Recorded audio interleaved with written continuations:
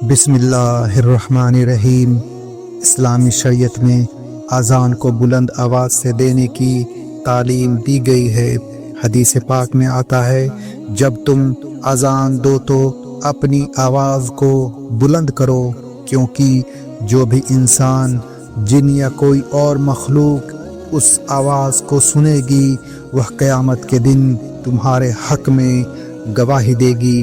اس حدیث سے صاف ظاہر ہوتا ہے کہ اذان جتنی زیادہ پھیلے گی اتنا ہی ثواب مؤذن کو ملے گا۔ یہی وجہ ہے کہ اذان کے لیے اونچائی ضروری ہوئی، جس سے مینار کی حکمت اور اہمیت سامنے آتی ہے۔ حضرت بلال رضی اللہ عنہ اور مدینہ کی پہلی مینار جیسی اونچائی رسول اللہ صلی اللہ علیہ وسلم کے دور میں مینار تعمیر نہیں ہوئی تھی، لیکن اذان دینے کے لیے حضرت بلال رضی اللہ عنہ کو ایک اونچی جگہ پر کھڑا کیا جاتا تھا۔ حدیث میں آتا ہے، حضرت بلال مسجد کے پاس ایک مکان کی چھت پر کھڑے ہو کر اذان دیتے تھے، یعنی کہ مینار کا تصور اس زمانے میں بھی عملاً موجود تھا۔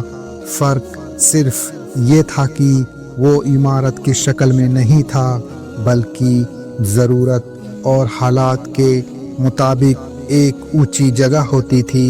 رسول اللہ صلی اللہ علیہ وسلم نے فرمایا، مؤذن کے لیے اس کے آواز کی پہنچ تک مغفرت کر دی جاتی ہے، اور ہر تر اور خشک یعنی زندہ اور بے جان چیز اس کے لیے گواہی دیتی ہے۔ اب سوچئے، مینار اگر اونچی ہوگی تو اذان دور تک پہنچے گی، اور جتنی زیادہ مخلوق سنے گی اتنی ہی زیادہ گواہی اور مغفرت نصیب ہوگی۔ اسی لیے امت نے اس حکمت کو سمجھتے ہوئے مسجدوں میں میناریں بنانی شروع کی۔ حضرت عمر رضی اللہ عنہ کا دور اور میناریں حضرت عمر فاروق رضی اللہ عنہ کے دور میں جب اسلامی سلطنت کا دائرہ بڑھا تو انہوں نے تمام ممالک میں مسجدوں کے قیام کا حکم دیا۔ مصر، بصرہ، کوفہ جیسی جگہوں پر مسجدوں کے ساتھ میناریں بھی بنائی گئی، تاکہ اذان کی آواز آبادی میں دور تک سنی جا سکے۔ حضرت عثمان رضی اللہ عنہ نے مسجد نبوی کی توسیع کروائی اور مسجد کی دیواریں اونچی کروائی، ساتھ ہی اذان کے لیے بلند جگہیں بنوائی گئی۔ یہ میناروں کی ابتدائی شکل تھی، جسے بعد میں باقاعدہ مینار کا نام اور ڈھانچہ ملا۔ امام مالک رحمۃ اللہ علیہ کو، جو مدینہ کے بہت بڑے عالم تھے، فرماتے ہیں، مؤذن کے لیے اونچی جگہ ہونا بہتر ہے تاکہ اس کی آواز پھیل سکے، یعنی بزرگ عالم بھی مینار جیسی اونچائی کو ترجیح دیتے تھے۔ علماء کے مطابق مینار بنانا جائز ہے، بلکہ افضل ہے اگر اس سے اذان کا پھیلنا زیادہ ہو۔ امام ابو حنیفہ رحمۃ اللہ علیہ نے فرمایا، مؤذن کے لیے اونچی جگہ سے اذان دینا بہتر ہے، اور اگر مینار ہو تو زیادہ مفید ہے۔ شافعی اور حنبلی علماء بھی مینار کو مؤذن کی آواز کو دور تک پہنچانے کا ذریعہ مانتے ہیں، اور اسے مکروہ نہیں سمجھتے، بلکہ امت کے لیے سلوک اور یکجہتی کا پیغام مانتے ہیں۔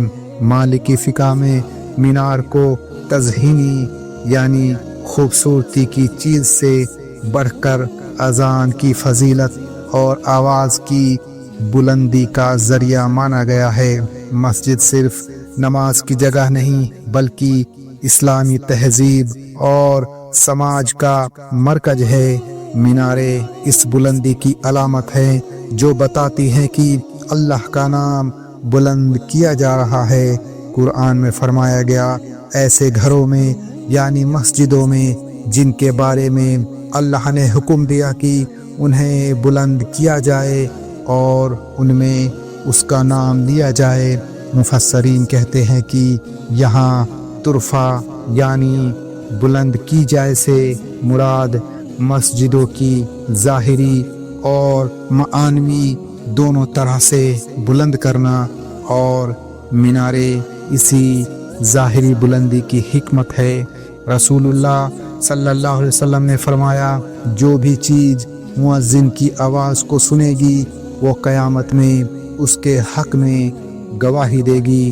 تو مینار کی ضرورت اس روایت سے اور بھی ظاہر ہو جاتی ہے، کیونکہ مینار سے آواز زیادہ پھیلے گی، زیادہ مخلوق سنے گی اور زیادہ گواہیاں درج ہوگی۔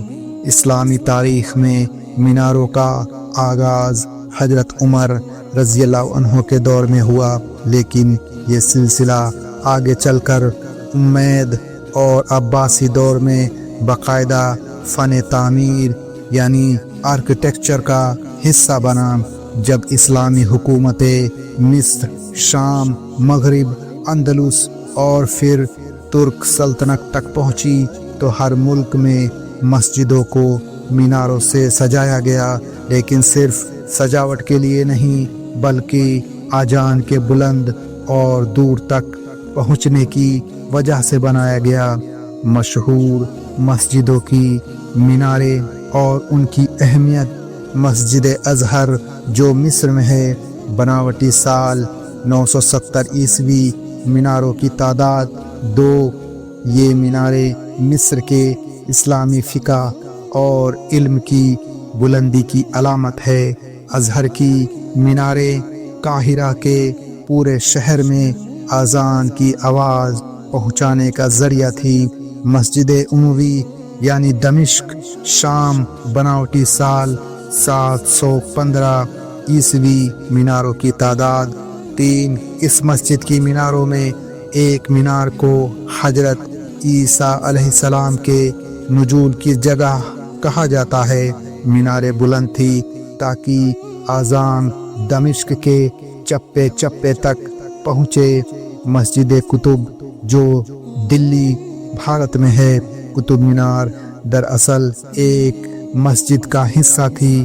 قوت الاسلام مسجد جسے قطب الدین ایبک نے بنوایا، اس کی مینار کا مقصد اذان کو دور دور تک پہنچانا اور اسلامی حکومت کی شان دکھانا تھا۔ مسجد سلطان احمد جو ترکی میں ہے، مشہور نام بلو مسجد، میناروں کی تعداد 6۔ اتنی زیادہ میناریں اس دور میں صرف حرم شریف میں تھی۔ اس پر بحث بھی ہوئی، لیکن بعد میں ایک 7ویں مینار مکہ میں بنا دی گئی تاکہ حرم کی توہین نہ ہو۔ یہاں میناریں ترک سلطنت کی طاقت اور دین کی بلندی کی نشانی تھی۔ مدینہ منورہ کی میناریں پہلے دور میں اذان اونچائی سے دی جاتی تھی، جیسے حضرت بلال کی چھت پر چڑھنا۔ بعد میں خلافت بنو امیہ کے دور میں مسجد نبوی میں میناریں بنائی گئی۔ آج مسجد نبوی میں 10 سے زیادہ میناریں ہیں، جن سے 5 وقت اذان کی روحانی آواز گونجتی ہے۔ موروکو اور مغرب کی میناریں، یہاں کی میناریں چوکور ہوتی ہیں۔ اذان کے لیے سیڑھیوں سے اوپر چڑھا جاتا ہے۔ مسجد القرویین جو فیس موروکو کی مینار کو دنیا کی سب سے پرانی یونیورسٹی کی مینار کہا جاتا ہے۔ رکن الدین مامون اور بائبرس کے دور میں بنی میناریں آج بھی قائم ہے۔ اندلس کی میناریں، کوردوبا اور گرینیڈا کی میناریں یورپ کے اندر اسلامی شان کی گواہی تھی۔ ان میں اذان کے ساتھ ساتھ روشنیوں کا بھی استعمال ہوتا تھا۔ قطب مینار ہو یا بیزاپور کی جامع مسجد، سبھی میں میناریں اسلامی تہذیب اور تعمیر کا اہم حصہ تھی۔ یہ میناریں نہ صرف اذان کے لیے بلکہ علمی اور فوجی الرٹ سسٹم کے طور پر بھی کام کرتی تھی۔ کچھ لوگوں کا سوال ہوتا ہے کہ میناریں کیا صرف سجاوٹ کے لیے ہیں؟ اس کا جواب یہ ہے، میناریں اذان کے لیے ضروری تھی کیونکہ مؤذن اونچائی سے آواز لگاتا۔ میناریں مسلم پہچان کا حصہ بن گئی۔ ہر شہر میں دور سے معلوم ہو جاتا تھا کہ یہ علاقہ مسلمانوں کا ہے۔ میناریں دینی تعلیم اور ایکتا کی نشانی تھی۔ ایک وقت پر پوری آبادی اذان سن کر نماز کے لیے آتی۔ میناروں سے جب اذان کی آواز گونجتی تھی تو پورا شہر ایک ہی بیک وقت پر حرکت میں آ جاتا تھا۔ بازار بند ہوتے، نمازی مسجد کی طرف دوڑتے۔